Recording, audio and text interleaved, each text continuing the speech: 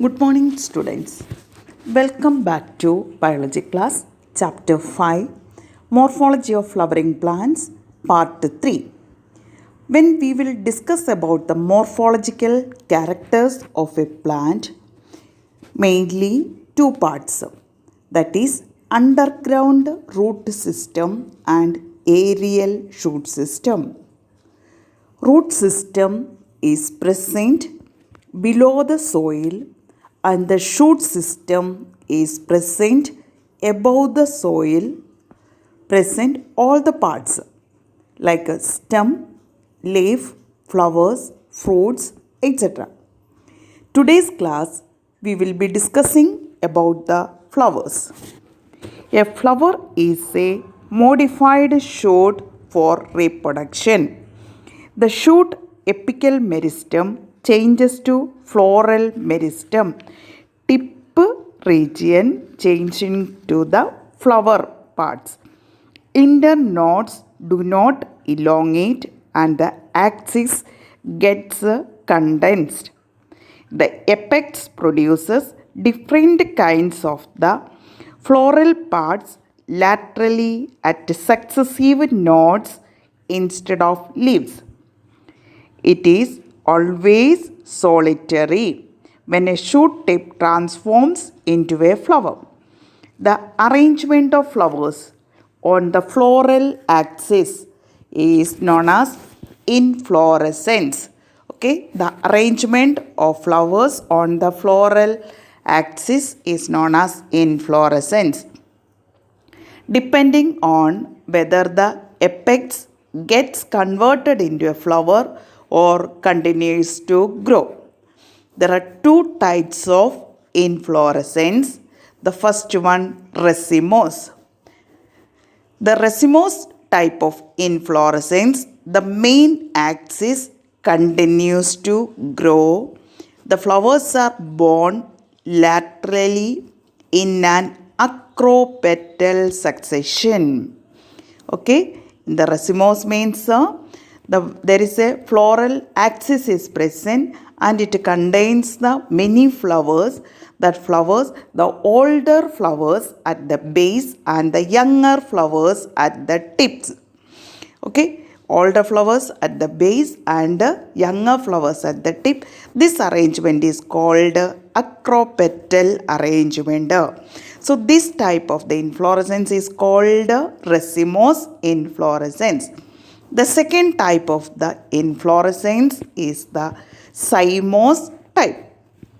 In cymose type of inflorescence, the main axis terminates in a flower, hence is limited in growth. The flowers are borne in a basipetal order. Okay?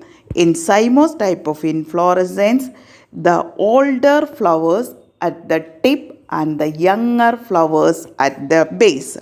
That is, the tip region contains the older flower and the younger flowers are present in the base.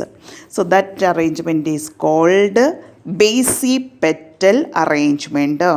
Okay, there are two types of inflorescence. What is inflorescence? The arrangement of flower on the floral axis is called inflorescence. There are two types, racemose inflorescence and cymose inflorescence, the arrangement. Now, detailed we'll study about the flower. Flower is the reproductive unit in the angiosperms. Angiosperms also known as the flowering plants. It is meant for sexual reproduction. A typical flower has 4 different kinds of whorls. Okay, 4 parts are present, arranged successively on the swollen end of the stalk. The stalk of the flower is called pedicel. Okay, stalk of the flower. From the pedicel means from the branch to the flower. That connection is called stalk. Stalk of a flower is called pedicel. Pedicel contains a swollen portion that is called thalamus or receptacle. Okay, a typical flower contains four main parts. It is arranged in the thalamus region that is present in the tip of the stalk of the flower, that is the pedicel. The four parts are the calyx, corolla, androecium and gynoecium. Okay, calyx and corolla are known as the accessory organs. Okay, calyx and corolla are known as the accessory organs, and the androecium and gynoecium are the reproductive organs. So it is known as the essential organs. Androecium and gynoecium are the reproductive organs. So it is the essential organs. In some flowers like lily, the calyx and corolla are not separated. So they are known as the perianth. What is a perianth? Calyx and corolla are not separated. That is called, together it is present. That structure is called perianth. When a flower has both androecium and gynoecium is present, then it is called bisexual. Both the sexes are present, male and female part. Androecium is the male part and the gynoecium is the female part. It is present in the same flower, then it is called bisexual flower. A flower having either only stamens or only carpels, or it is a male structure, androecium, or it is a gynoecium, separate plants or the separate flower, then it is called a unisexual flower. Okay, a flower having only stamens or only carpel. Carpel is the pistil or carpel is the gynoecium contains the parts. Then that type of the flower is known as the unisexual flower. Androecium and gynoecium is present in the same flower, bisexual flower. They are in the different flowers, then it is called unisexual flowers. Then next, symmetry. A flower may be actinomorphic or the radial symmetry, or zygomorphic or bilateral symmetry. Okay, there are two types of the symmetry, that is the radial symmetry and the bilateral symmetry, or we can call actinomorphic or zygomorphic. When a flower can be divided into two equal radial halves in any radial plane passing through the center, it is known as actinomorphic. When we will take the flower and we can be divided into two equal halves at any plane, that is called actinomorphic flower or the radial symmetry. Example, mustard, datura flower, chili flower. When the flower can be divided into two similar halves only in one particular vertical plane, this type of it is called zygomorphic. Okay, zygomorphic or bilateral symmetry. Bilateral means we can divide into only one plane, two similar halves.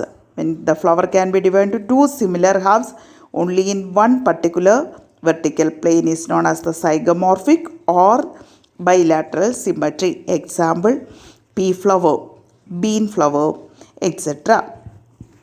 A flower is asymmetric, irregular, if it cannot be divided into two similar halves by any vertical plane passing through the center. Kanna flower is the example, asymmetry. We cannot divide it into two equal halves. Then, a flower may be trimerous, tetramerous or pentamerous. That means when the floral appendage means calyx, corolla are multiples of the, namely it is the corolla.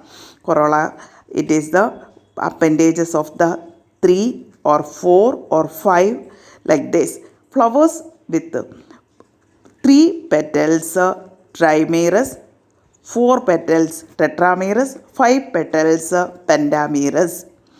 Flowers with bract, reduced leaf found at the base of the pedicel. Okay, one separate structure present in the pedicel connected with the flower. Before that, one structure is called bract.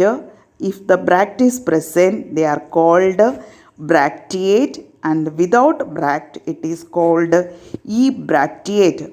Okay, the bract is present. Bract means connected with the small structure present in the base of the pedicel is called bracteate. Without bract, it is called ebracteate. Based on the position of calyx and corolla and androecium in respect of the ovary on thalamus.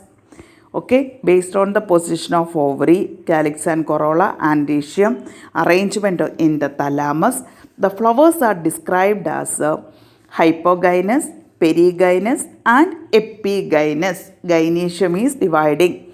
In the hypogynous, gynoecium is above hypo.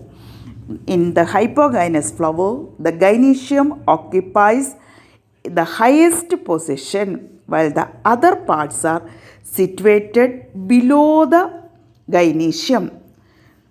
The ovary in such flowers is said to be superior. Okay, the calyx, corolla, androecium and gynoecium is arranged in the thalamus region. In that, gynoecium is present above all other parts, calyx, corolla and androecium.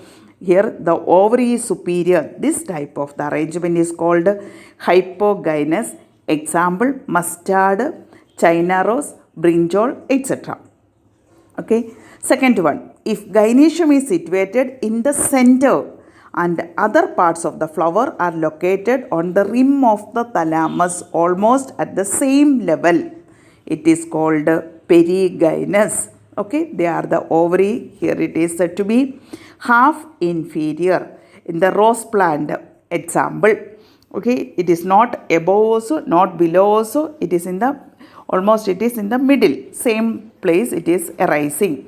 So that type it is called half inferior.